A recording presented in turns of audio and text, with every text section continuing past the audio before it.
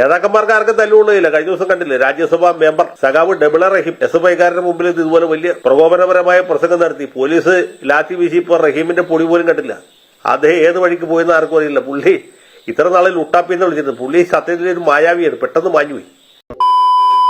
2017 ജനുവരി മുതൽ 2020 ജൂൺ വരെ വീണ തൈക്കണ്ടി പ്രതിമാസം 5 ലക്ഷം രൂപ വീതവും വീണയുടെ 1 ലക്ഷം രൂപ മാത്രം പെയ്ഡപ്പ് ക്യാപിറ്റലുള്ള എക്സാലോജിക് എന്ന് പറയുന്ന ദുർബല സാമ്പത്തിക അടിത്തറയുള്ള ഒരു IT കമ്പനി CMRL എന്ന് പറയുന്ന 13.4% KSIDCക്ക് സ്റ്റേക്കുള്ള നമ്മുടെ പൊതുജനങ്ങളുടെ പണം കൂടി ഉൾപ്പെട്ടിട്ടുള്ള ഒരു പബ്ലിക് ലിമിറ്റഡ് കമ്പനിയുമായി ഉണ്ടാക്കിയ കരാറാണ് ഈ അന്വേഷണ പരിധിയിലുള്ളത്. കൂനിമ്മേ കുരുന്ന് പറഞ്ഞതുപോലെയായി ഇപ്പൊ കാര്യങ്ങൾ. കഷ്ടകാലത്ത് കുഷ്ഠം വന്നു എന്ന് പറയുന്ന പഴഞ്ചൊല്ലല്ലേ കുറച്ചുകൂടെ നല്ല. ഒരു തരത്തിലുമുള്ള സേവനങ്ങൾ നൽകിയിട്ടില്ല എന്ന് എക്സാലോജിക്കിന്റെ ജീവനക്കാരുടെയും വീണയുടെയും മൊഴിവഴിയും CMRLലെ ജീവനക്കാരുടെ മൊഴിവഴിയും SFIO കണ്ടെത്തി. വീണ തെറ്റു ചെയ്തു എന്നുള്ള അന്വേഷണ റിപ്പോർട്ട് കോടതിയുടെ പരിധിയിൽ ചാർജായി നിൽക്കുന്ന പശ്ചാത്തലത്തിലാണ് ഇതിലെ കള്ളപ്പണ ഇടപാട് സംബന്ധിച്ച് EDക്ക് അന്വേഷണത്തിനുള്ള തടസ്സം ഹൈക്കോടതിയിൽ നിന്ന് നീങ്ങിക്കിട്ടുകയും വീണ തൈക്കണ്ടി താമസിക്കുന്ന പിണറായി വിജയൻ തിരുവനന്തപുരത്ത് ഇപ്പോൾ വാടകയ്ക്കെടുത്തിരിക്കുന്ന സ്വകാര്യ വസതിയിൽ കഴിഞ്ഞ ദിവസം ED ഉദ്യോഗസ്ഥർ പരിശോധനയ്ക്കെത്തിയത്. ഈ പ്രതിഷേധിക്കാൻ ഇറങ്ങിയ പലരും പറയുന്നത് ഇത് രാഷ്ട്രീയ പ്രേരിതമാണ്, പിണറായി വിജയന്റെ രോമത്തിൽ തൊടില്ല, പിണറായി വിജയൻ കുന്തമാണ്, സൂര്യനാണെന്നൊക്കെയുള്ള അപദാനങ്ങൾ വാഴ്ത്തുമ്പോൾ അടിസ്ഥാനപരമായി മുമ്പിൽ നിൽക്കുന്ന വസ്തുത ഇതാണെന്ന് ആമുഖമായി പറഞ്ഞു എന്ന് മാത്രമേ ഉള്ളൂ. അങ്ങനെയാണ് സംഗതിയുടെ കിടപ്പ്. നിയമപരമായിട്ട് നമുക്കറിയാം, എൻഫോഴ്സ്മെന്റുകാരെ വഴിയിൽ തടഞ്ഞിട്ടൊന്നും ആർക്കും കേസ് ജയിക്കാൻ പറ്റുകയില്ല.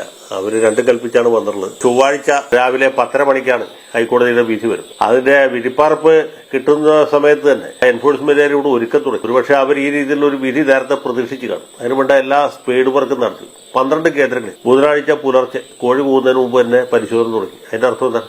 അവര് മുൻകൂട്ടി തയ്യാറായിരിക്കും, വിധി വരലും പ്രവർത്തി തുടങ്ങി. അപ്പൊ അത്രയും സുസജ്ജമായിട്ടുള്ള ഒരു ഏജൻസിയോടാണ് നമ്മുടെ ഇവിടുത്തെ സഖാക്കൾ വഴിയിൽ കിടന്ന് വഴക്കുണ്ടാക്കുക. സത്യത്തിൽ താൻ മണ്ടനാണോ അതോ മണ്ടനായിട്ട് അഭിനയിക്കുകയാണോ?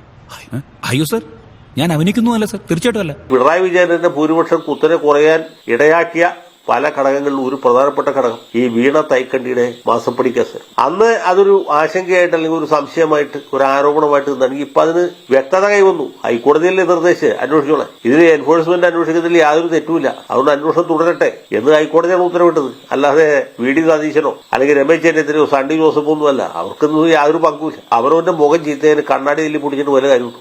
എടാ, നീ എന്തിനാണ് റോട്ടിൽ കൂടെ പോണ ഏണിയൊക്കെ പിടിക്കണത്? നാട്ടുകാരെ കൊണ്ട് പറയിപ്പിക്കാൻ വേണ്ടിയിട്ട്. കുറെ SFIക്കാരെ DYFIക്കാരെ CITUക്കാരെയൊക്കെ വഴിയിറക്കി അവരെ തല്ലി പഠിച്ചു കൊടുക്കാത്തല്ലാണ്ട് വല്ല പ്രയോജനമുണ്ടോ? ലേശെങ്കിലും ബുദ്ധി ഉണ്ടായിരുന്നെങ്കിൽ മന്ന ബുദ്ധിനെങ്കിലും വിളിച്ചേനെ. കഴിഞ്ഞ ഉദ്യോഗസ്ഥന്മാര് അവരൊരു പക്വമായ നിലപാടാണോ സ്വീകരിച്ചത്? ബോധപൂർവം ഒരു പ്രശ്നം ഉണ്ടാക്കാനല്ലേ ഉദ്യോഗസ്ഥന്മാർ ശ്രമിച്ചത്? സാധാരണഗതിയിൽ എന്താ ചെയ്യേണ്ടത്? ഒരു വലിയ ജനക്കൂട്ടം ക്ഷുഭിതരായിട്ട് പുറത്തു നിൽക്കുന്നു, മുദ്രാവാക്യം വിളിക്കുന്നു. ആ ജനക്കൂട്ടത്തിന് നേരെ കാറുപെടുത്ത് പോകാൻ പറ്റുമോ? സ്വാഭാവികമായും പ്രതികരണം ഉണ്ടാകില്ലേ? ക്ഷുഭിതരായ ഒരു ജനക്കൂട്ടം ആ ജനക്കൂട്ടത്തിന് നേരെ കാറുപെടുത്ത് പോകുമ്പോൾ സ്വാഭാവികമായും ക്ഷുഭിതരായ ജനക്കൂട്ടം ഏത് ഗാന്ധിയന്മാരും പ്രതികരിച്ചു പോകില്ലേ? അതാണ് ആദ്യം മനസ്സിലാക്കേണ്ടത്. ഈ അറിവ് എവിടെ നിന്ന് കിട്ടി? പത്രത്തിൽ നിന്ന് അടിച്ചു മാറ്റിയതാ. ഇന്ത്യ ആരും ആക്രമിച്ചിട്ടില്ല. എന്ത് അക്രമം ഇങ്ങനെയൊന്നുമല്ല എന്ന് നിങ്ങൾ മനസ്സിലാക്കിക്കൊള്ളണം. ഇതൊരു അക്രമമേ അല്ല. ഈ നാട്ടിൽ നമ്മുടെ പ്രസ്ഥാനത്തിന്റെ വളർച്ചയ്ക്ക് വിലങ്ങുതടിയായി നിന്നിട്ടുള്ള പലരെയും നമ്മൾ കൊന്നു തള്ളിയിട്ടുണ്ട്. സമാധാനപരമായി മാത്രമേ പ്രതിഷേധിക്കാൻ പാടുള്ളൂ എന്ന് ഇടതുപക്ഷ പാർട്ടികളുടെ എല്ലാം നേതൃത്വം കർശനമായി തീരുമാനിച്ചിരുന്നതാണ്. കുറച്ചു കാലം മുമ്പ് ഒരുത്തനെ തല്ലിക്കൊന്ന് ഏലക്കാട്ടിൽ കുഴിച്ചിട്ടിട്ടുണ്ട്. വേറൊരുത്തന് ഡാമിലെ ചെമ്പല്ലികൾക്കും വാളകൾക്കും തിന്നാൻ കൊടുത്തു. പിന്നെ മനോരമയ്ക്ക് മറ്റു ചിലർക്കും ഹൃദയവേദനയുണ്ടായ വാഹനത്തിന്റെ ചില്ലുപൊട്ടിയ സംഭവം തിരുവനന്തപുരത്താണ് ഉണ്ടായത്. ഉടനെ ഉണ്ടാകുന്ന ആർക്കും നിയന്ത്രിക്കാനാവാത്ത ഒരു ചെറിയ പ്രതികരണമാണ് അവിടെ ഉണ്ടായത്. ഉളുപ്പുണ്ടട ചക്കണക്ക്. അത് കാണുമ്പോഴേക്ക് ആക്രമിച്ചു എന്നൊന്നും വലിയ വായിൽ പറയരുത്. അത് ആ ഘട്ടത്തിൽ ആർക്കും തടഞ്ഞു നിർത്താൻ കഴിയാതെ പോയ ഒരു വലിയ ജനക്കൂട്ടത്തിനിടയിലെ തീവ്രമായി പ്രതികരിക്കുന്ന ഏതോ ചില ആളുകൾ ആ ഘട്ടത്തിൽ ഒരു നിയന്ത്രണം വിട്ടുപോയിട്ടുണ്ടാവും. വെറുതെ എല്ലാ നാട്ടിലെ കള്ളന്മാര് പെരുകുന്നത് നല്ല പ്രോത്സാഹനമല്ലേ? ചില്ല് തല്ലി പൊട്ടിച്ചു, കല്ലും കട്ടയും ഉപയോഗിച്ച് മുട്ട വാരി എറിഞ്ഞു, പൊട്ടിയ ചില്ലിനകത്തൂടെ അകത്തിരുന്ന ജീവനക്കാരെ ഉപദ്രവിക്കാൻ ശ്രമിച്ചു, കണ്ണിൽ തറച്ച ചില്ലുമായി പ്രാണരക്ഷാർത്ഥം വാഹനം ഓടിച്ച് തമ്പാനൂർ പോലീസ് സ്റ്റേഷനിൽ കയറിയതുകൊണ്ടാണ് ആ ഡ്രൈവർ VD ഉദ്യോഗസ്ഥൻ രക്ഷപ്പെട്ടത്. അതിനെയാണ് ഞങ്ങളുടെ അക്രമം ഇങ്ങനെയല്ല, ഇതൊരു ഔദാര്യമാണെന്ന് ഒരു മടിയുമില്ലാതെ പൊതുമധ്യത്തിൽ വിളിച്ചു പറയുന്നത്. പോടാ എന്റെ മുമ്പ് കേറി പോടാ അലവലാതി. അല്ല, അദ്ദേഹം പറഞ്ഞതിൽ വലിയൊരു സത്യമുണ്ട്. കാരണം വെച്ചാൽ CPM-ന്റെ അക്രമം എന്ന് വെച്ചാൽ ഈ രീതിയിലൊന്നും അല്ല. സുരേഷ് അറിയാൻ പാടില്ലാത്തതുണ്ട്. ഓടിക്കൊണ്ടിരിക്കുന്ന KSRTC ബസ്സിന്റെ അകത്ത് കണ്ടക്ടറും ഡ്രൈവറും യാത്രക്കാരും അടക്കം.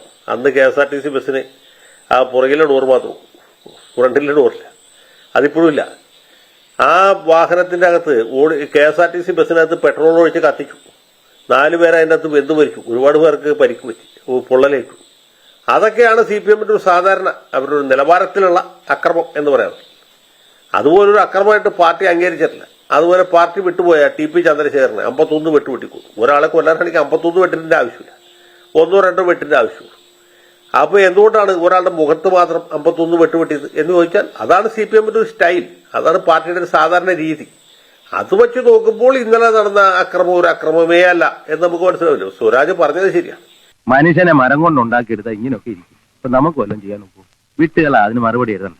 പാർട്ടിയുടെ നിലവാരത്തിലുള്ള അക്രമം എന്ന് പറഞ്ഞാൽ ഇതൊന്നുമല്ല. അതുപോലും പാർട്ടിക്ക് ഒരു അക്രമമായിട്ട് തോന്നുന്നില്ല. അതൊക്കെ സമാധാന പ്രവർത്തനമാണ്. CPM-കാർ ചെയ്യുന്നതൊക്കെ സമാധാനപരമാണ്. CH മുഹമ്മദ് കോയ ഞാൻ ഈ നേരത്തെ പറഞ്ഞ ബസ് കത്തിക്കൽ സംഭവം ഉണ്ടായ സമയത്ത് നിയമസഭയിൽ നടത്തിയൊരു പ്രസംഗമുണ്ട്. അതിൽ അദ്ദേഹം പറയുന്നത് CPM-കാർ വളരെ സമാധാനപരമായിട്ട് പോലീസിനെ കല്ലെറിയുകയും സമാധാനപരമായിട്ട് ആളുകളുടെ മുഖത്ത് ആസിഡ് ബൾബ് ഒഴിക്കുകയും സമാധാനപരമായിട്ട് ട്രാൻസ്പോർട്ട് ബസ്സിന് അള്ളുവെക്കുകയും ചെയ്യുമ്പോൾ പോലീസുകാർ സമാധാനപരമായിട്ട് ലാത്തി വീശി അതിൽ ചിലർക്ക് പരിക്ക് വെച്ച് എന്നുള്ളതാണ്. അപ്പൊ ആ രീതിയിലുള്ള സമാധാന പ്രവർത്തനത്തിലാണ് ഇവർ വിശ്വസിക്കുന്നത്. അവർ അള്ളുവെക്കുന്നത് സമാധാനമാണ്, അവർ ആസിഡ് ബൾബ് ഒഴിക്കുന്നത് എറിയുന്നത് സമാധാനമാണ്, അവർ കത്തിക്കുത്ത് നടത്തുന്നത് സമാധാനമാണ്, അവർ 51 വെട്ടുവിട്ടുന്നത് അവർക്ക് സമാധാനമാണ്. നമുക്ക് ചെറിയ അസമാധാനം തോന്നും, അത്രേ ഉള്ളൂ.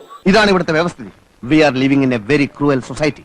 ഇവിടുത്തെ ക്രമസമാധാന നില ആകെ തകരാറിലായിരിക്കുന്നു. നിപ്പച്ചന് മനസ്സിലായില്ലേ? അപ്പൊ ഇത് സത്യം പറഞ്ഞാൽ ഒരു വരാൻ പോകുന്ന 5 കൊല്ലം നീണ്ടു നിൽക്കുന്ന ഒരു വലിയ ജനകീയ ഉത്സവത്തിന്റെ കേളികൂട്ടാണ് തിരുവനന്തപുരത്ത് കഴിഞ്ഞ ദിവസം SFI-കാരുടെ സമരമായിട്ടും ഇന്നലെ സഖാക്കളുടെ സമരമായിട്ടും കണ്ടത്. ഇനി അങ്ങോട്ട് സഖാക്കന്മാരുടെ പുറവും പോലീസിന്റെ കൈയും തമ്മിലൊരു വലിയ മത്സരമാണ് നടക്കാൻ പോകുന്നത്. ആരെ തോൽപ്പിക്കും എന്ന കാര്യം. വെറുതെ വഴി നടക്കുന്ന കുറെ ചെറുപ്പക്കാരെ റോട്ടിലിറക്കി തല്ലുകൊള്ളിക്കാനുള്ള പരിപാടിയുടെ തുടക്കമാണിത്. നേതാക്കന്മാർക്ക് ആർക്കും തല്ലുകൊള്ളുകയില്ല. കഴിഞ്ഞ ദിവസം കണ്ടില്ലേ, രാജ്യസഭാ മെമ്പർ സഖാവ് ഡബിള റഹീം SFI-കാരുടെ മുമ്പിൽ ഇതുപോലെ വലിയ പ്രകോപനപരമായ പ്രസംഗം നടത്തി. പോലീസ് ലാത്തി വീശി ഇപ്പോൾ റഹീമിന്റെ പൊടി പോലും കണ്ടില്ല. ഓ, നീ ഇപ്പോഴും ഇവിടെ ഉണ്ടോ? അന്ന് അടി വന്നപ്പോ ഓട്ടത്തിന് നീ അതിർത്തി കടന്നു കാണുമെന്ന് ഞാൻ വിചാരിച്ചു. അദ്ദേഹം ഏത് വഴിക്ക് പോയെന്ന് ആർക്കും അറിയില്ല. പുള്ളി ഇത്ര നാളിൽ ലുട്ടാപ്പിന്ന് വിളിച്ചിരുന്നത്. പുള്ളി സത്യത്തിൽ ഒരു മായാവിയാണ്, പെട്ടെന്ന് മാഞ്ഞുപോയി.